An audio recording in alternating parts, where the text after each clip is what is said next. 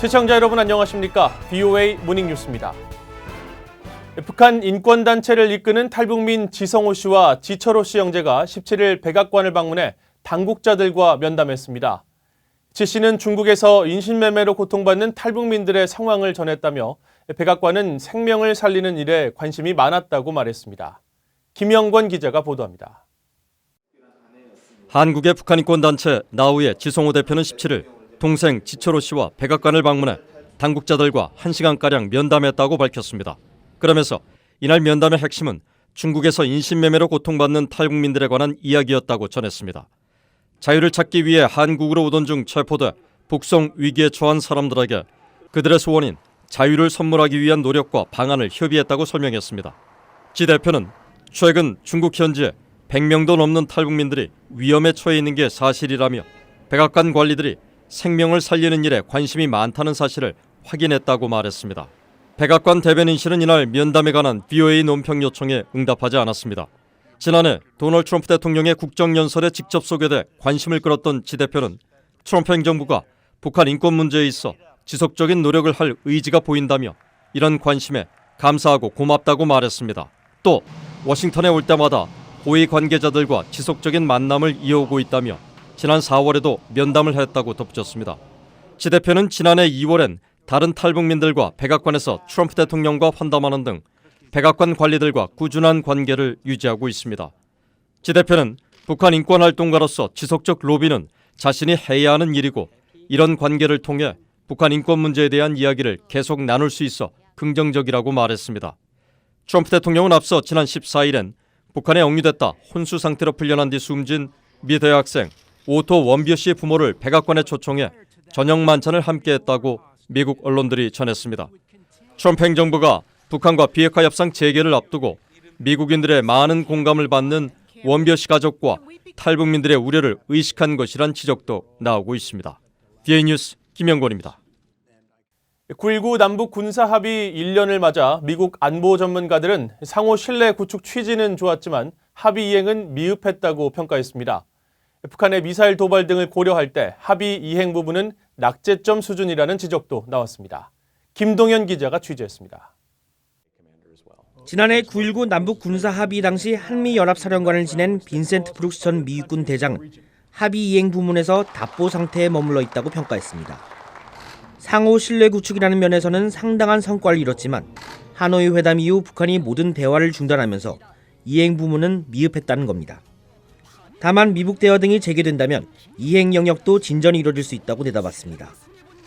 Now it is suspended, as I said right now, so it hasn't gone as far as anyone wanted it to go. But the distance that it went was a significant change from the conditions that prevailed before that. 합의의 모호함 때문에 미한 당국의 균열을 야기할 요소가 있다는 지적도 나왔습니다. When they do things that can be interpreted differently by the U.S. in South Korea, then I think they found kind of a sweet spot. 에반스 리비어 전 국무부 동아태 담당 수석 부차관보는 군사분계선 내 물리적 충돌은 없었지만 단거리 탄도미사일 도발과 남침을 상정한 북한군의 겨울훈련 등 미한 당국이 양보한 것에 비해 얻은 성과가 미미했다고 평가했습니다. 게리 세이모어 전 백악관 국가안보회의 대량살상 무기조종관도 북한의 탄도미사일 도발과 인도적 지원 거부, 미북 대화 교착 상태 등을 종합적으로 고려할 때 어떠한 실질적인 진전도 이루지 못했다며 낙제점을 줬습니다. 남북 군사합의에 따라 군사분계선과 주변 상공을 비행 금지 구역으로 설정한 데 대해선 미한 정찰 자산이 무력화됐다는 비판이 있었지만 데이빗 뎁툴라 전 미 공군 수석 부참모장은 글로벌 호크 등 정찰 자산으로 보완이 가능해 영향은 크지 않았다고 말했습니다. The confidence building measure. So how it affects surveillance and reconnaissance really doesn't have an effect. BOA 뉴스 김동윤입니다. 유엔군 사령부는 9.19 남북 군사합의와 관련해 합의의 성공적인 이행을 지원하기 위한 노력을 지속할 것이라고 밝혔습니다. 유엔사는 9.19와 군사합의 1주년을 맞은 19일 언론을 통해 이 합의가 군사적 긴장을 완화하고 한반도의 신뢰를 구축하기 위한 것이었다고 평가하며 이같이 밝혔습니다. 그러면서 유엔사는 정전협정 유지, 집행에 따라 평화와 안보 회복을 위한 외교적 노력을 지원하기 위해 모든 임무 과정에서 한국 정부와 긴밀하게 협력하고 있다며 그런 임무를 65년 이상 성공적으로 수행해왔다고 설명했습니다. 한편 한국 청와대는 남북 정상이 1년 전 채택한 9.19 평양 공동선언의 의미에 대해 미북 간 비핵화 대화의 동력이 유지되는 버팀목이라고 논평했지만 북한은 아직까지 별다른 입장을 밝히지 않았습니다. 올해 상반기 북한이 중국에 수출한 전자시계 등 전자기기 부품의 규모가 지난해 같은 기간보다 5배 늘었습니다. 북한의 전체 대중국 수출품 가운데 30% 가까이를 차지했습니다. 김영교 기자의 보도입니다. 중국 세관협회가 발표한 2019년 상반기 중국 수출입 자료에 따르면 올해 1월부터 6월 말까지 북한의 대중국 수출 규모는 1억 840만 달러로 집계됐습니다. 지난해 상반기 중국이 북한으로부터 수입한 금액인 6억 9천만 위안, 미화 9,700만 달러 대비 12%가량 증가한 수치입니다. 올해는 특히 전자시계 등 소형 전자기기에 쓰이는 부품이 북한의 전체 수출에 가장 크게 기여 있습니다. 대부분 전자시계 부품으로 수출 규모가 3,090만 달러에 달해 전체 수출액의 28%를 차지했습니다. 지난해 상반기 650만 달러어치 판매된 것에 비하면 5배 증가한 수치입니다. 북한이 최소한이라도 경제를 운영할 수 있도록 중국이 안전 밸브를 열었기 때문이란 분석이 나왔습니다.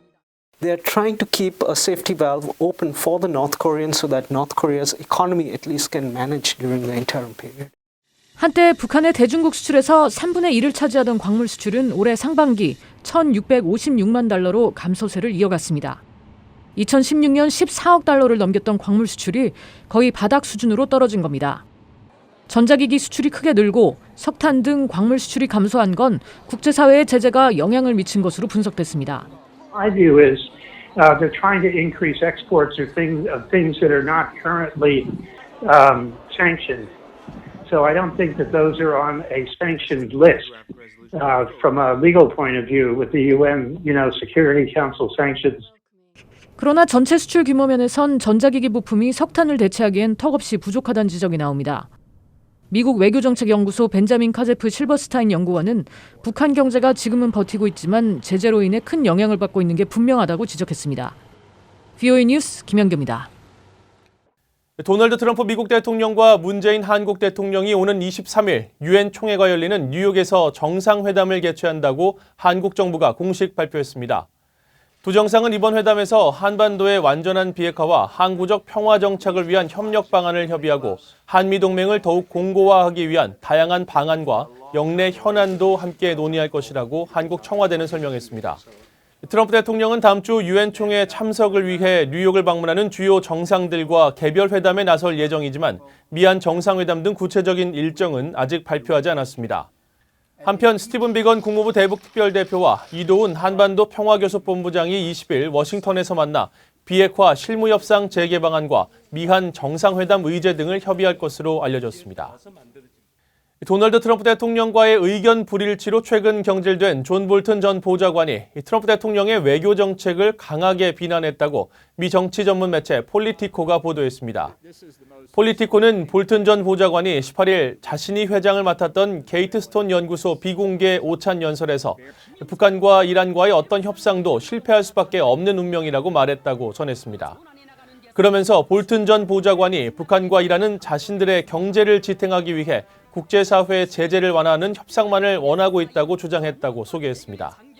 트럼프 대통령은 앞서 볼튼 전 보좌관이 북한 비핵화와 관련해 리비아 모델을 언급한 것은 큰 잘못이었다며 경질 배경을 설명한 바 있습니다. 일본의 보복 조치로 한국 정부가 한일 정보보호협정 지소미아를 중단한 것은 대미 외교를 어렵게 만든 잘못된 선택이라고 한승주 전 한국 외교부 장관이 지적했습니다. 2003년부터 3년간 주미대사를 지낸 한승주 전 장관은 19일 서울에서 열린 세미나에서 일본에 불이익을 줘야 한다는 결정은 이해하지만 지소미아 유지가 국익에 위배된다는 명분은 받아들이기 어렵다며 이같이 말했습니다. 그러면서 지소미아는 한국에게도 필요한 장치로 일본의 위성 정보는 북한의 미사일을 탐지하는 데 큰 도움이 된다며 이번 결정은 북한과 중국이나 환영할 만한 일이지 미국과의 관계는 어렵게 만들었다고 주장했습니다. 또 비핵화 협상에 대해선 북한의 핵포기 가능성이 희박하지만 내년 대선을 앞둔 트럼프 대통령이 비핵화에 유리하지 않더라도 북한과의 성과를 과시하기 위한 길을 만들 것이라고 말했습니다. 이상으로 VOA 모닝뉴스를 마칩니다. 시청해주신 여러분 고맙습니다.